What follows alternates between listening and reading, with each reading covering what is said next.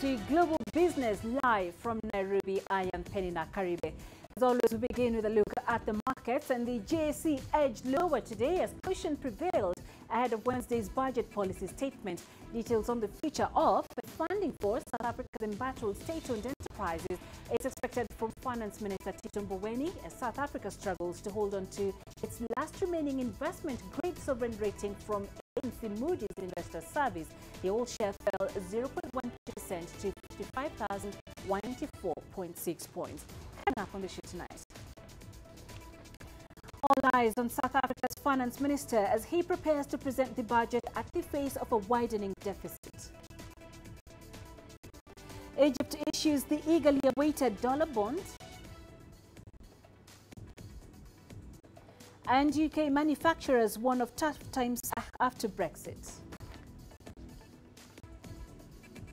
We begin in South Africa. The finance minister, Tito Mboweni, is expected to give more details about a plan to restructure Eskom when he delivers the national budget speech in Parliament on Wednesday. Eskom is in deep financial trouble and may be insolvent by April this year. President Cyril Ramaphosa announced that Eskom would be split into 3 entities to help it be profitable again. But no one is certain how it will materialize. South Africa already has a large budget deficit. CGTN Sumitra Naidu takes a look at the possible outcomes for this year's budget. The new finance minister has had to deal with anemic growth, declining revenues, a growing deficit, and deteriorating state-owned enterprises. This year's budget is going to be about adhering to fiscal under pressure. The revenue shortfalls really come in about because the economy is exceptionally weak and we're not creating jobs. The big surprise in last year's budget was the increase in VAT from 14 to 15%. That helped to plug a $1.7 billion gap. But the current account deficit has grown to over $12 billion. South Africa's debt burden, too, is a concern at 55% of GDP.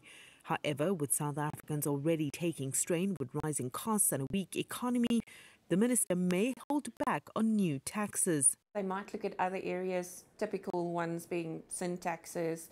We do expect the carbon emissions tax to actually be implemented this year. Maybe there's tweaks to the sugar tax, making it broader, but we definitely don't foresee any major changes. We are trying to attract investment, and the focus would rather be on seeing if there's ways that we can incentivize business to come into South Africa. Not through a cut of the actual corporate tax rate, but maybe through other initiatives. It's going to be in desperate need of funding to keep operational. It's critical as to the exact plan that we come up with for Eskom and how we start to implement the Eskom bailout. It's also critical that the election goes well and that the government appears to be able to move ahead with some of the key policy initiatives announced in the State of the Nation address. Any slippage in our ability to support state-owned enterprises, then we put our credit rating at risk. Eskom's debt burden is over $30 billion. The utility has already used government guarantees of almost $25 billion. It's still not clear what the company is going to do to stay operational. Sumitra Naidu, CGTN, Johannesburg, South Africa. The 11th hour postponement of Nigeria's elections will cost the country at least $1 billion. Analysts say this does not include the reputational damage that has been done to Africa's most populous state. Economists are crunching the numbers after Nigeria's last-minute election delay last Saturday. Businesses and schools closed as the country went into election mode. The biggest cost, perhaps, was to transporting vast numbers of the 84 million registered voters across the country and from abroad to cast their ballots. The expectation is that many won't be able to extend their stay so that there will be a lower turnout when the election takes place as scheduled on Saturday. Let's discuss this further with Deji Batmas, who's live for us in Lagos. So, Deji, elections are slated for this Saturday, and the electoral body is promising it will not postpone them again. But how prepared are they this time around for that vote?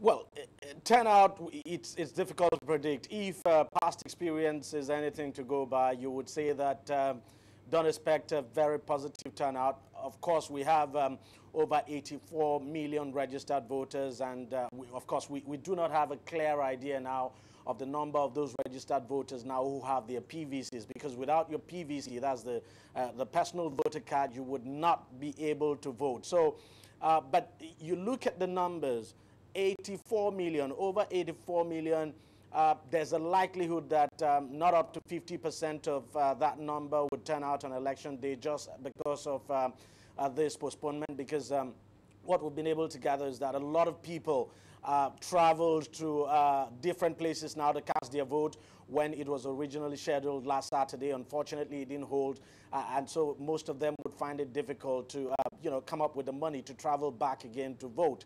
And then there's this issue of voter apathy, that this postponement might have worsened the situation for some who were not interested in voting in the first place. But we just have to wait and see. We've seen petroleum marketers, independent petroleum marketers now offer to slash petrol prices now by 5 naira. We've seen some airlines decide to cut down on airfares, all in a bid to motivate people to go out there to vote, to encourage those who will be traveling to do so to vote. We just have to wait and see. But if the past experience, what we saw in 2011 and 2015, if there are anything to go by, don't expect a very huge turnout, Peninah. Now, Deji, there have been jitters amongst investors following the decision to postpone the elections. The stock market witnessed its biggest decline in 6 months on Monday. And there is the bond auction this week. Is it likely to be affected as well?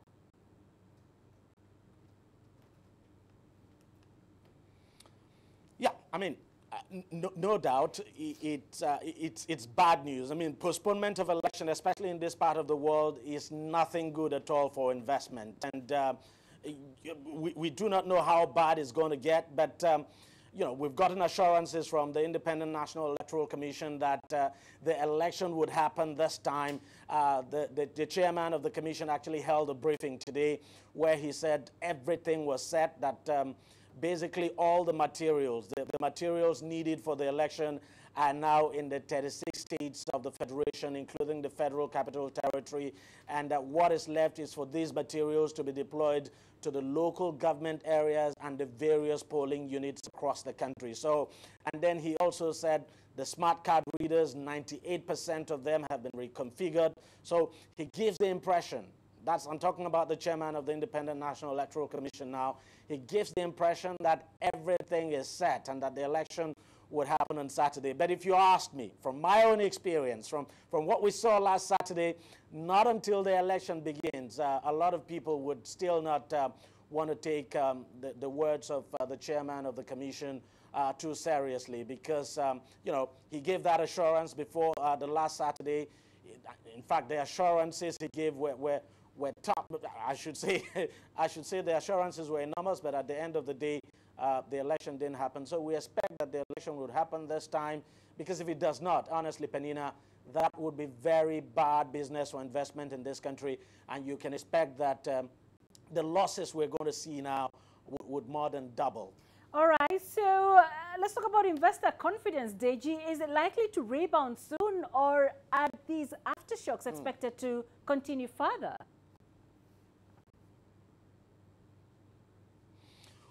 Well, the prognosis, if you like, or the forecast that we have is that, look, if this election goes well, if everything goes smoothly, a winner, the election is free, fair, and transparent, and a winner emerges, then this loss will be recovered. That is just only a matter of time, and that investors' confidence would return. I mean, the fact is that, look, if the election goes well, I share that sentiment. That investor confidence now we're talking about will definitely return. We'll see portfolio investors rush back because, let's face it, the economy is now back on track. It's doing well. Unfortunately, this election had to be postponed by INEC. So I think if the election goes well, if we do not have anything too complicated and you do not have any crisis at all, and everything goes very smoothly, and a winner emerges transparently, then the investor confidence will definitely come back. And, the losses that the country has made would definitely be recovered. So that's why everyone is hoping that things go well. The business community is watching very closely, and it is the hope and expectation of everyone in this country that things go well, and that we do not have any kind of crisis with Saturday's election, and that there's no postponement at all.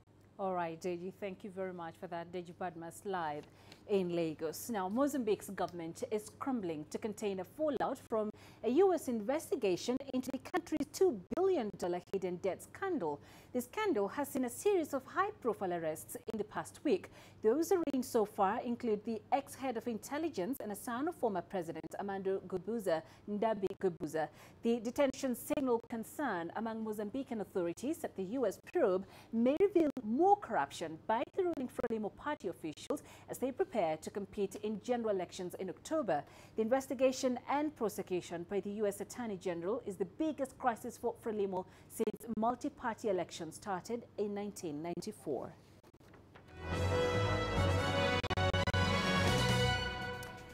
A look at some corporate news now. And Uber has agreed to pay value-added tax on its services in Egypt, a move that may help resolve a long-simmering feud with traditional taxi drivers.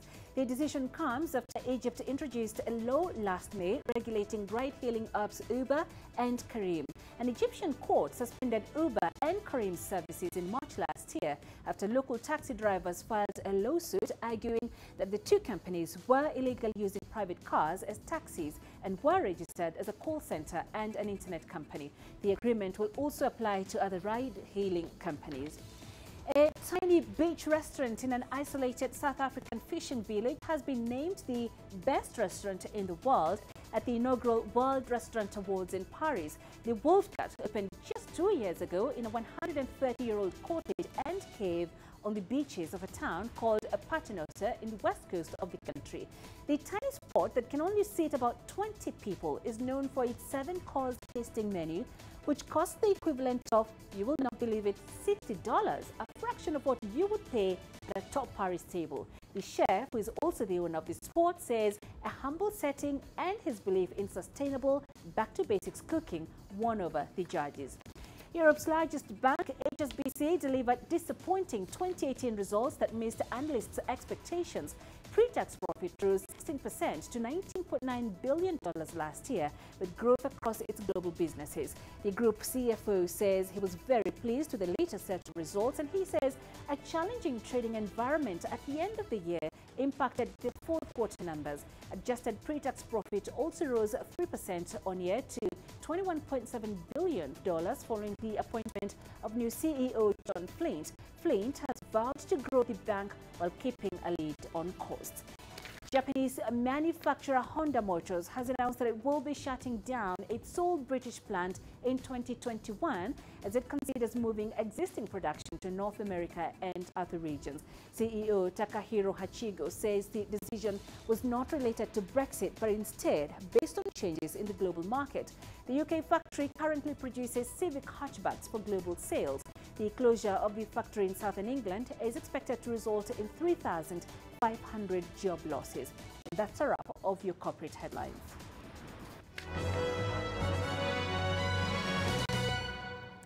This is Global Business coming up.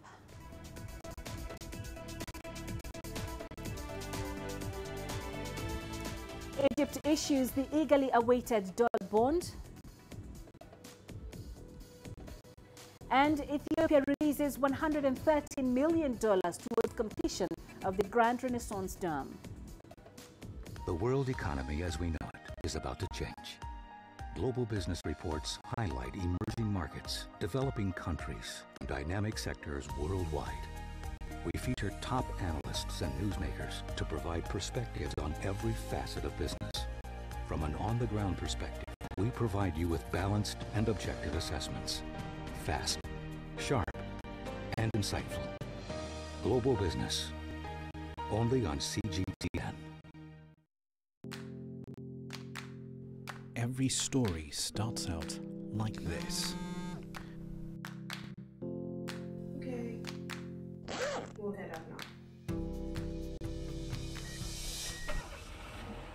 But beyond the rush of the numbers, there's always a more fundamental question. What happened? Who has been affected? When market-moving decisions are made, who's responsible and why? Let's get some reaction situation on ground. Joining us in Johannesburg is CGTN.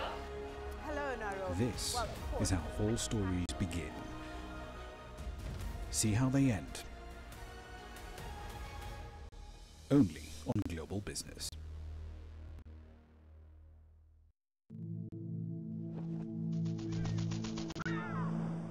How will your world change today? What happens here? What happens there? Or what you make happen for yourself? If it matters to you, it matters to us too. Your stories are the stories that need to be told. Africa Live. Find your voice.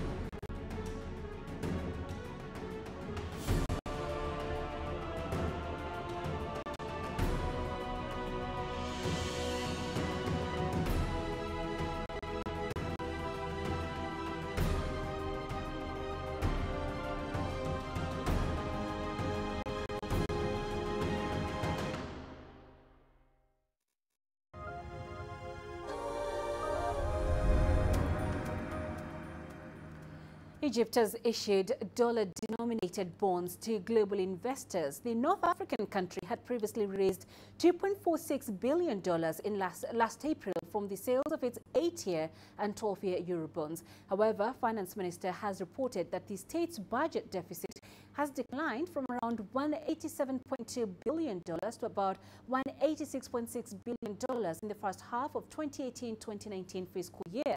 Deficits account for 3.6% of the nation's total GDP, and Egypt currently faces a difficult repayment schedule as it tries to expand its investor base to manage its debt. The deadline for the offer is later today.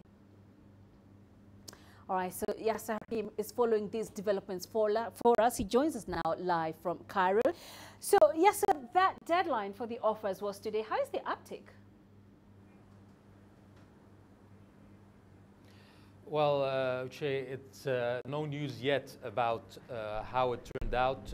We were expecting news today, but probably we can hear something in the morning about how the demand was for the Egyptian bonds, the bonds by Egypt. And there is, however, a lot of optimism from the government as it has been studying the issue for the last couple of weeks before taking the step, especially that investors are back again to the emerging markets like Egypt after obviously the last two quarters whereby investors had exited the emerging markets preferring Europe and the United States.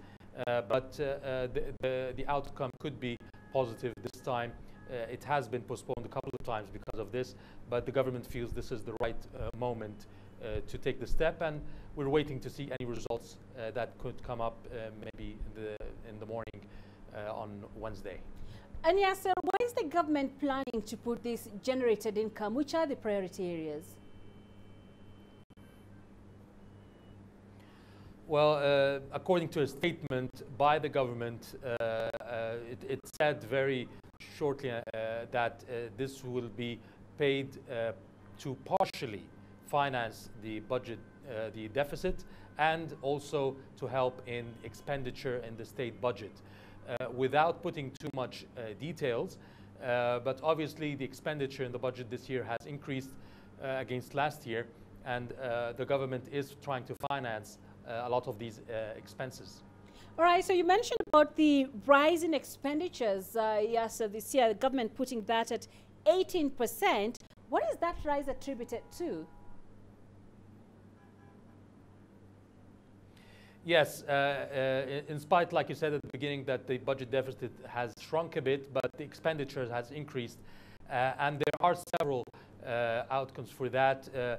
First of all is salaries. The salaries have increased in this fiscal year because the government has been trying to raise the salaries for employees to try to help them balance out against the inflation and the high prices because of the economic reforms. So we've seen about 10% increase in salaries and bonuses in the, for employees in the government. There's also the installments or the interests on loans that the government has to pay in this fiscal year, which has increased by 15.5%. Then you have the debt itself, the loans are, itself, that has increased by around 40%, and that's a huge number. And that has to be also paid this year. We expect around 15 to 16 billion dollars the government has to pay back this year out of its loans, the domestic loans and international loans. So that's a big portion of the expenditure. You've got obviously subsidies, an issue that the government has been working on in the last few years to try to cut on subsidies. But obviously there's still a lot of expenses for subsidies and social security programs to help the poor and to help for the projects, infrastructure projects in poor areas, and that has increased by another 20%. And therefore, you've got also some expenses on the government itself, what they call it investment into the government buildings and infrastructure itself, and that has increased by about 14%. So all these together have been higher than the last fiscal year, and has been a big portion of why the budget and expenditure has increased in the 2018-2019 fiscal budget. The government is working on trying to reduce this amount in the next year, and probably one of them is by next June we could expect a lifting of subsidies on fuel totally, and this will make a big difference for the government. Maybe not subsidies on food, it will remain, but at least for energy, it will have a big impact on the budget for the 2019-2020 fiscal year. Back to you, Che. All right, Yasser, thank you very much for that. Yasser Hakim live there in Cairo. The Ethiopian government has awarded a total of $113 million to a Chinese company to execute the pre-commissioning activities of the state's Grand Ethiopian Renaissance Dam. The Chinese firm is expected to work in partnership with other companies to complete the project as scheduled. From Addis Ababa, here's CGTN's Gurum Chala with the details. According to source from the Ethiopian Electric Power, the China-based CGGC will work on metal-related works, bottom outlet, water transfers, water diversion, and it will as well supply all missing parts which will be used for the initial power generation of the Grand Ethiopian Renaissance Dam, which is expected to generate more than 6,000 megawatts of electric power. And a total of $113 million has been allocated for the company to finish the job, which includes assuring the preliminary power generation will begin on time. The Chief Executive Officer of the Grand Ethiopian Renaissance Dam, Kifle Horo, said this agreement is an important one as the contractor is going to execute the most vital part of the dam's project. From the CGGC side, the company's representative, Mr. Young, who said CGGC has been part of many mega hydropower generation projects, and it will assure the delivery of a quality and timely work for the Ethiopian government. Construction of the Grand Ethiopian Renaissance Dam started in April 2011 after 80 billion birr, that is $4.7 billion engineering procurement and construction contract was awarded to Italy's Salini Construction. The project was originally expected to be completed by July 2017. Now, the dam, which is being funded by the government bond and private donations, will be slated to start full power generation in 2022. Group Data CGTN, Addis Ababa, Ethiopia. Kenya's Ministry of Petroleum and Mining alongside Tullow Oil have held a press conference in Nairobi. The meeting was aimed at providing an update on the early oil pilot scheme launched last year. According to government officials, the crude oil deposits discovered so far are insufficient to warrant building a refinery. Tullow experts estimate that there are about 560 million barrels of 2C proven and probable oil reserves. This would translate to 60,000 to 100,000 100,000 barrels per day of gross production. A refinery would, however, only make money if it has a refining capacity of at least 400,000 barrels per day. The phase one, the approach to how we develop this, moving from the 2,000 barrels of oil per day to 80,000 barrels of oil per day, is a step change. To be able to do that, we will need to do certain things that we haven't done so far. For example, the 2,000 barrels of oil a day will be out of about 5 wells. To get to 8,000, we'll be drilling about 300 wells, including 200 producer and about 100 injector wells. So the scale is significantly different. I think the benefits that are going to come from the LAPSET corridor are a lot more than what the pipeline can supply. This is a business. That's the first thing. It's not a social project. Crude oil production is a business. So what is in the best interest of this country from a business point of view is it building a refinery? I think most of you who know about refining will know unless you have something like 400,000 barrels per day, it just doesn't make any sense from a refining economics point of view. We've got 80,000 barrels a day. So either we give the money to a social project, or call a refinery, or we take the revenue and put it in, like you heard what the Treasury said last week, into a sovereign wealth fund, and that goes to build other infrastructure that's required. The Republic of Ghana and Tunisia have signed joint agreements and a memorandum of understanding to help strengthen bilateral relations between the two countries. The cooperation deal follows the bilateral talks between the North African state's foreign minister and his Ghanaian counterpart, who is on a 2-day official visit to Tunisia. Some of the key matters discussed included boosting connectivity between Accra and Tunis through a direct air link by Air Tunis. Ghana is one of Tunisia's largest trading partners in sub-Saharan Africa. This visit is part of Tunisia's willingness to develop cooperative relations with sisterly countries in various fields, including trade, agriculture, industry, higher education, health, youth, sports, information and communication technology, energy, as well as other sectors. We've signed an agreement for political cooperation and put the pillars of excellent ties on all levels. We've discussed ways in which our two countries can deepen economic cooperation, and we believe that our private sectors will be the key to deepening cooperation economically. We have signed 3 agreements. The first is on political consultations between our 2 ministries, and this will pave the way for further agreements. The 2 agreements will provide a framework for promoting and expanding economic, scientific, and technical cooperation, identifying new fields of cooperation, and studying new ways for improving trade and investment between the 2 countries. We've also discussed the business and investment opportunities that both countries offer each other. And so we are looking forward to exchange of business people so that they can tap into the opportunities that already exist. Meanwhile, Morocco and India have agreed to improve their economic relations and work together in combating militancy. Morocco's Foreign Minister Nasser Bourita and his Indian counterpart Sushma Swaraj held talks in Rabat on Monday. Bourita has vowed to push for the relations between the 2 countries to go forward. He also condemned the deadly attack in which 40 police personnel were killed in northern India's Jammu and Kashmir last week.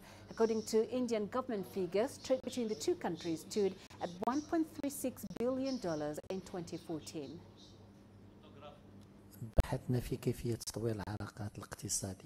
We have discussed economic relations, and also we have agreed to improve and to work to take the economic relations forward. And in the near future, there's going to be visits and meetings of the economic committees between the 2 countries. The agreement of making a business visa easier to get will prove to be a milestone in the direction of improving business. The African Development Bank says Africa's economic state is good, but while its general economic performance continues to improve, it remains insufficient to address structural challenges. The president of the bank, Akinwumi Adesina, says that the implementation of the Continental Free Trade Area must be hastened in order to project the 15% increase in intra-Africa trade. Adesina spoke to CGTN's Coletta Wanjohi in Addis Ababa. You know, people call me Africa's optimist in chief. I am very proud to wear that label of Africa's, optimist in chief. You know, I really think that Africa has huge amount of potential, but we can't eat that potential. We've got to constantly be relentless, right, in making sure that we create environments that, allow people to invest in our continent. I don't think Africa should beg for development.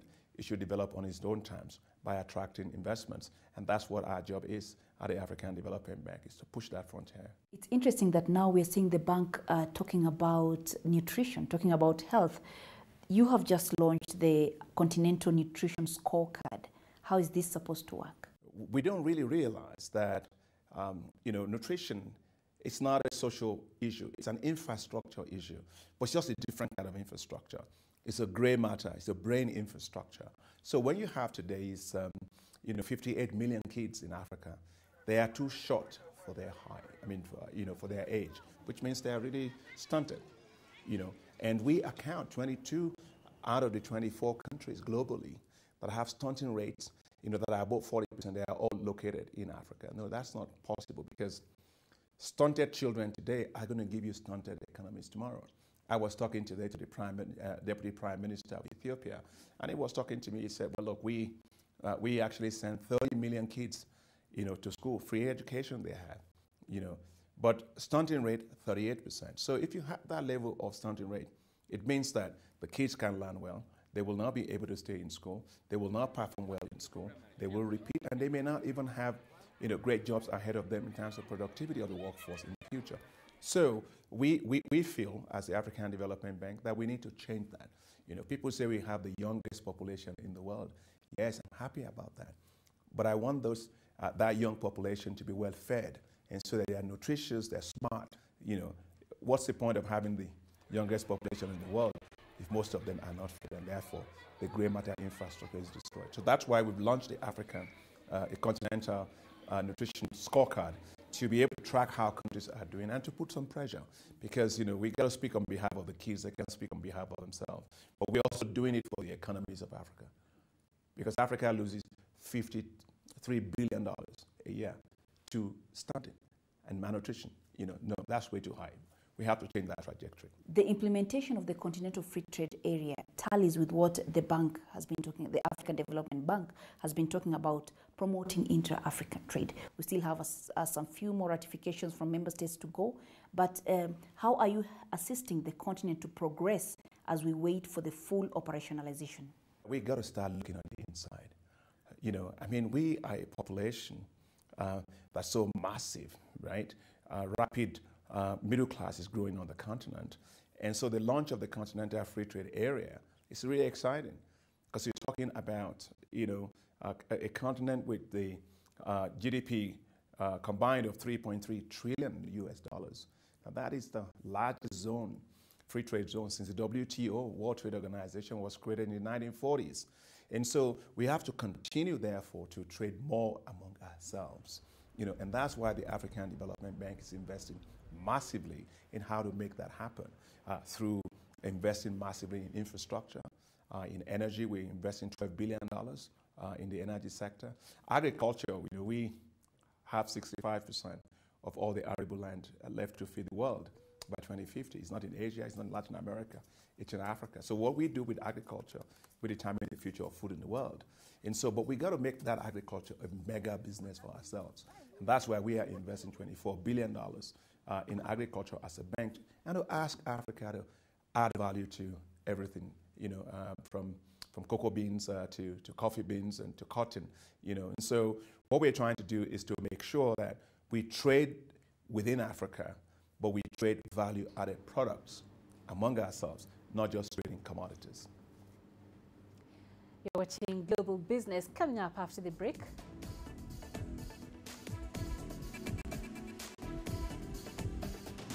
UK manufacturers warn of tough times after Brexit. And Russians grappled with tight living standards as Putin sets to outline a $400 billion spending strategy.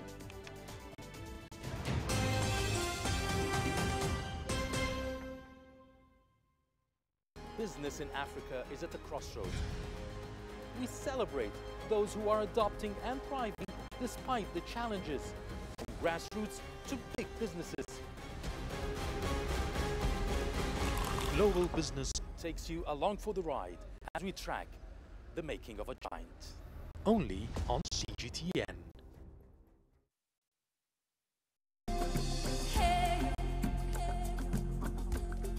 Accra is my kind of city. That's because when I'm here, I feel like I'm back home in Lagos or Abidjan, which are two of the major cities I grew up in. Business in Africa is high risk. After about a decade covering business news on the continent, I've learned it's all about the high risk, but also the high returns and the high energy. You simply have to adjust in order to keep pace. When I started out as a journalist, my dream was to open people's minds to the different perspectives. From the CEO in the boardroom to the trader out in the street, we all have different stories. From Accra to Addis Ababa, from Cairo to Cape Town, and I wouldn't have it any other way. Here at CGTN, we realize that Africa is on the move, and it's moving fast, but we're moving right along with it. I'm Ucheo Koronkwo, and I'm a business anchor and reporter at CGTN.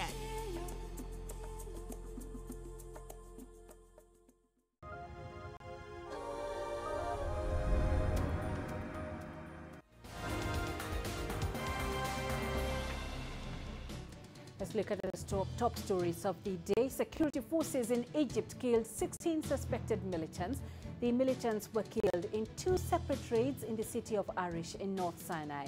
Security forces found weapons and ammunition. This comes a day after an explosive device killing 3 police officers in Cairo. A militant detonated the explosive while being pursued by police. One civilian was also injured in the attack. Nigeria's main opposition, People's Democratic Party, tells President Muhammadu Buhari to keep the military out of elections. The comments follows President Buhari's comments that those threatening to disrupt Saturday's vote will do so at the risk of losing their lives. The African Union is due to withdraw some of its troops serving in Somalia.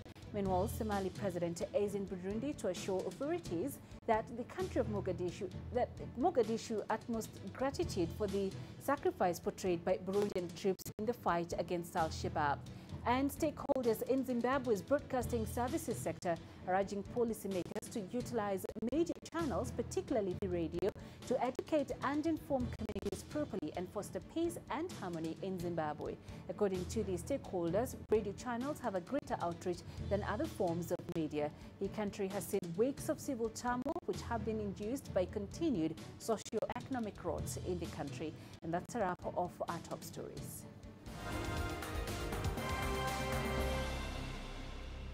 A major British manufacturing association is warning that a no-deal Brexit would be catastrophic for British industries. A survey by Make UK showed about half of the more than 400 manufacturers polled said a no-deal Brexit would make Britain economically unattractive. That's compared with just over a quarter saying Britain would still remain an attractive location.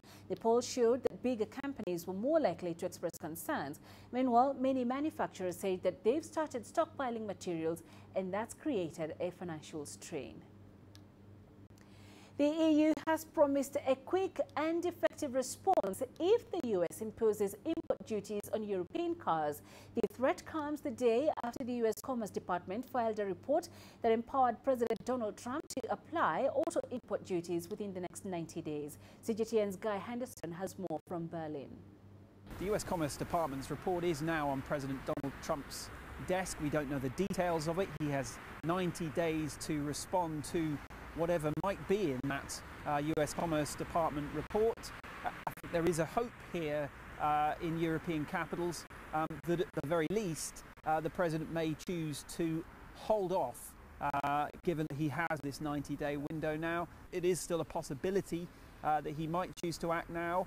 What Donald Trump and what the White House seems to really want here is for talks to progress and draw towards some sort of quick conclusion around this idea of an industrial goods deal, a broader industrial goods deal which would include the auto industry and lower tariffs in the auto industry to zero.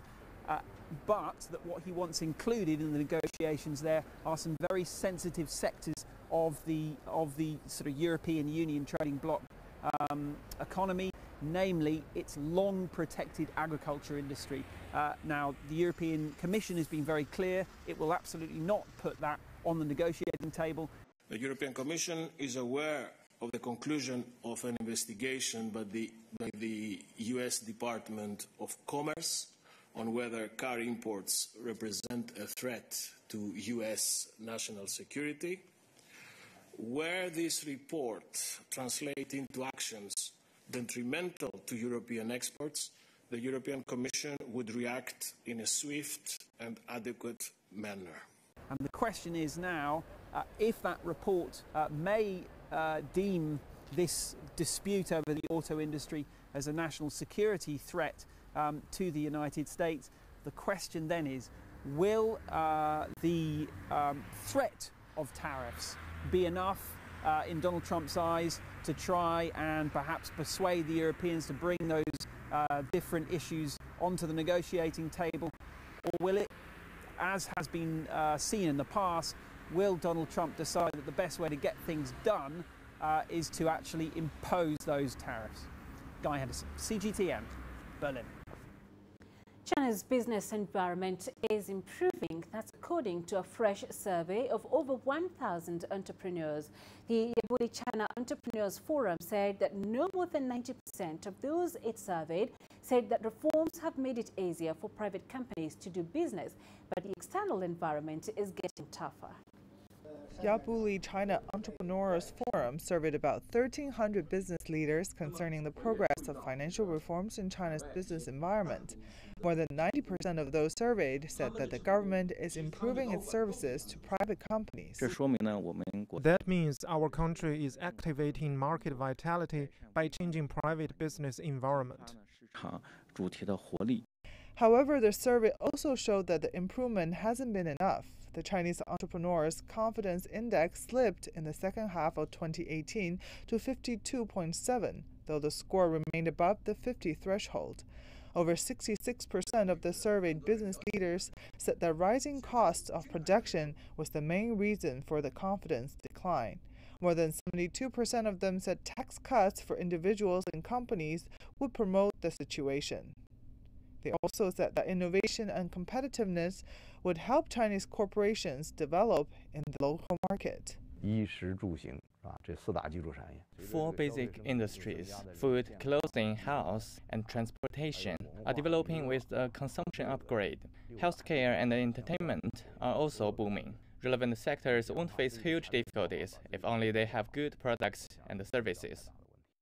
Meanwhile, 70% of the entrepreneurs said apps in artificial intelligence, healthcare, and city management will be popular in the future. Some of the leaders called for more government attention to technology companies. We are a company on Chinese Science and Technology Innovation Board. Companies on the board would invest amounts of capital in the kind of research with their own intelligence property. Michelle Vandenberg, CGTN. To Russia now, President Vladimir Putin is expected to address the rising discontent over the country's economy in his State of the Nation speech. Russia grapples with yet another year of tight living standards as Putin sets to outline a $400 billion spending strategy. CGTN's Dan Ashby has more.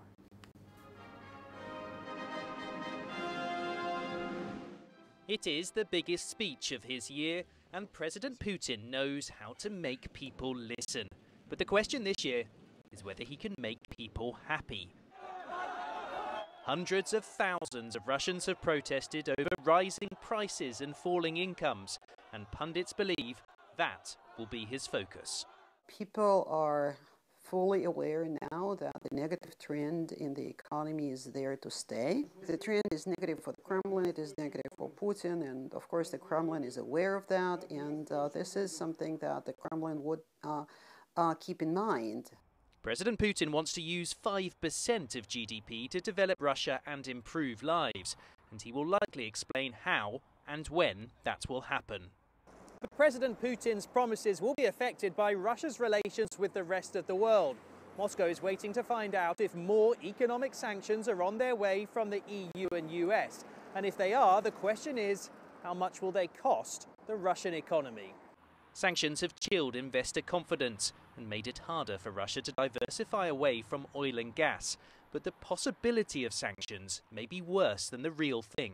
In my perception, it will generate some temporary volatility on the market, which may come down in the course of 3 to 6 months. So it's better to actually know what kind of sanctions you have, then you may adapt to these sanctions. Whatever crises or challenges Russia faces, President Putin is usually robust about his country's role in the world. But now he must make his country feel equally robust about their opportunities at home. Dan Ashby, CGTN, Moscow. In South Africa, the Cradle of Humankind has provided a rough picture of the beginning of the human race following the discovery of numerous fossils to explore its deep, narrow caves using virtual. Over the years, the Cradle of Humankind site has yielded numerous fossils that serve as pieces of the puzzle of human evolution. One of the most significant finds was the discovery of the remains of the Homo naledi species in what researchers refer to as the Dinaledi chamber. Researchers from South Africa's University of the Witwatersrand and the Parrot Museum of Nature and Science in Texas helped develop an app called Dinaledi. The app uses virtual reality technology to explore narrow caves that would otherwise be unreachable to guides and tourists alike. The VR app is actually a really awesome opportunity for us. As some people may know, the Dinaledi chamber is very difficult to get into. There's only about 20 people in the world who have ever been into that space. And so for us, because Homo naledi is such an exciting discovery and the material is just so spectacular, we wanted to make sure that everybody had a chance to actually go into that space and see what it's like for themselves. The free app can be used by people around the world to virtually tour the Dinaledi chamber. It also comes with narrations in 6 languages. What this app does is in 3-dimensional space, it actually places you right over where our excavation occurs. So you can actually see the original excavation area. You can, if you search around, you can actually find some fossils and make discoveries and pick them up and look at them, if you will, in virtual space. But you can also explore the rest of the remarkable chamber. You can look about it. It's a true 360-degree experience. You can look at the floor, the walls, and do exploration yourself in perhaps one of the most important ancient human relative sites on the planet. I think it's a great experience to be included. You know, if I get to a place and people speak the language that I speak, I feel like they speak into me. They speak into my heart. So it feels great for Sesotho to be included. The team wants to make their digs more accessible and says they are exploring additional ways to enrich the experience. The Dinaledi VR app is already giving visitors eager to learn more about human evolution. Terry Wangari, CGTN. Let's look at the commodities market. Brent crude oil prices eased away from 2019 highs today and cautioned that economic growth may then fuel demand this year. Those supply cuts led by producer cartel OPEC still meant markets were relatively tight. Gold, meanwhile, rose to a near 10-month high as rising optimism for a US-China trade deal subdued the dollar. Still ahead on Global Business.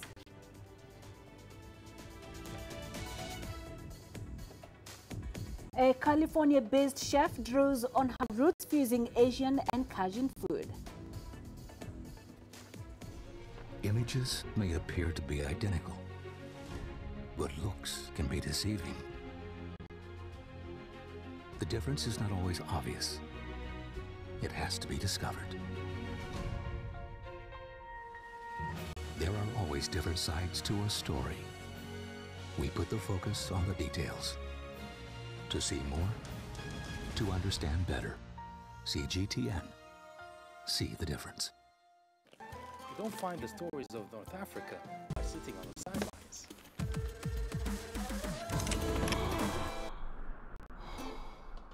No one else will take you where we can in North Africa. And no one else will show you what it's all about. CGTN. See the difference.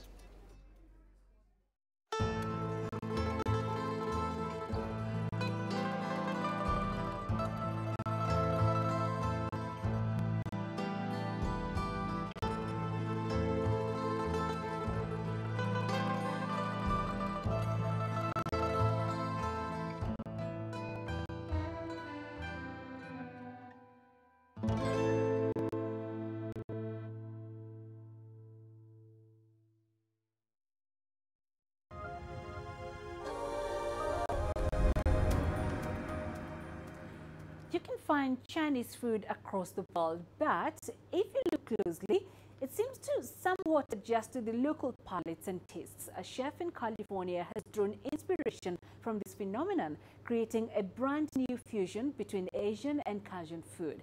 Here's CGTN's Mark New with that report on today's Grassroots. Have fun. At the newly opened restaurant Ruin Vine in Oakland, California, the menu tonight celebrates Chinese New Year. Leilani Ba is preparing dishes and pairing rather unexpected ingredients. Chinese-style chicken corn soup and Asian shrimp, but inside a Western pastry puff. Spare ribs with traditional Chinese sauces like hoisin and 5 spice, but also with plenty of Cajun seasoning. So Cajun is a combination of Asian and Cajun. I look at my menu like every day and I'm like, how can I infuse it more? What else can I do to add it? Because I really just want people to, kind of eat a little of like my heart. Leilani is Chinese from her mother's side, African American from her father's side. She learned to cook from both her grandmothers, who inspired her to create dishes that blend cultures. This one has a ginger flavor, which I think you don't usually get in other cuisines, especially not in Cajun food, because Cajun food is more spicy. So I feel like the ginger kind of balances out the spice, which is nice. Inspiration from Grandma is evident at Ruin Vine's Chinese New Year dinner. And also later this year, Leilani plans to come out with her own cookbook entitled From My Grandma's Kitchens. My grandmother didn't speak English, and my other grandmother didn't speak Cantonese, or Toisan, so they would exchange food. So my grandmother started by bringing my Chinese grandmother some greens and ham hocks. And then my Chinese grandmother immediately put it over rice. And she was like, oh, this is great. And then so she would steam fish for my other grandmother.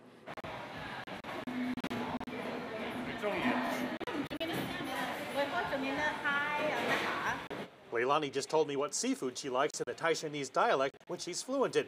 At the co-work space called the Forage Kitchen, she spends hours testing out new recipes, such as a Cajun spice pulled pork that uses traditional Asian ingredients like garlic and green onion.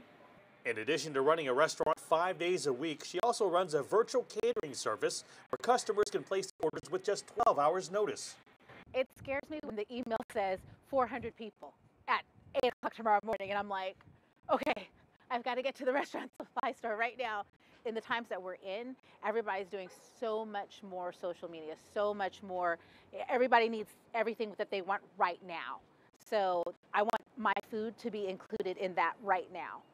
Having started her culinary career by selling plates of food out of her home and in parking lots, the delivery methods have changed dramatically, but the satisfaction remains the same. More news. America brings tough competition against digital gadgets as well as video games. However, this year, toy makers are planning to turn around the industry as they celebrate the iconic Barbie doll's 60th birthday. Take a look.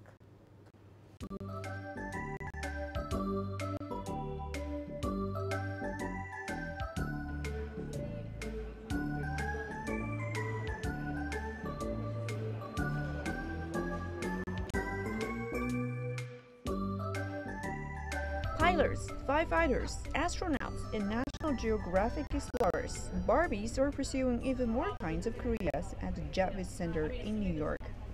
They are also embracing new body types as a prominent line of curvy Barbies is launching. The new incarnations in playsets are all part of Barbie's 60th birthday celebration this year.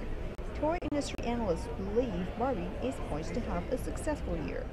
Barbie's over $1 billion property, and the key thing about Barbie, this year is the 60th anniversary of Barbie. And whenever Barbie has a big anniversary year, like the 50th anniversary of Barbie 10 years ago, Barbie tends to have a really big year. 2018 has been a challenging year for toy retail. One of the biggest blows will be global toy chain Toys R Us slashing jobs and liquidating all of its U.S. stores. But Silver says Barbie's maker Mattel and other toy makers are experiencing a revival this year. In the toy industry, 2018 was a disruptive year because of the liquidation. 2019 will be a better year because there's no billion-dollar liquidation and because retailers like Amazon, Walmart, and Target carry a lot less inventory. Inventories are lower. So overall, the large manufacturers, small manufacturers, Hasbro, Mattel, they're very excited for this year because there's open-to-buy dollars and the industry is more settled. There's also the prospects of a possibility of a new Toys R Us, which we think might happen in 2019. Mattel's shares plunged ahead of the toy fair after the company said its 2019 gross sales will be flat and that its first quarter gross sales will be lower than a year earlier. However, the company's president Richard Dixon said toy-related movies and new celebrity lines would help heat the game up. Toy Story 4 is going to be a spectacular new spring movie. We have the Jurassic line, which was an amazing movie last year with awesome products this year. And one of the brands that we're really excited about launching is a BTS boy band doll line. BTS is the hottest boy band out there, and Mattel has the most incredible collection of dolls that's going to be launching this year, and it's sure to create a total craze. And no matter how time changes, there are always kids obsessed with toys.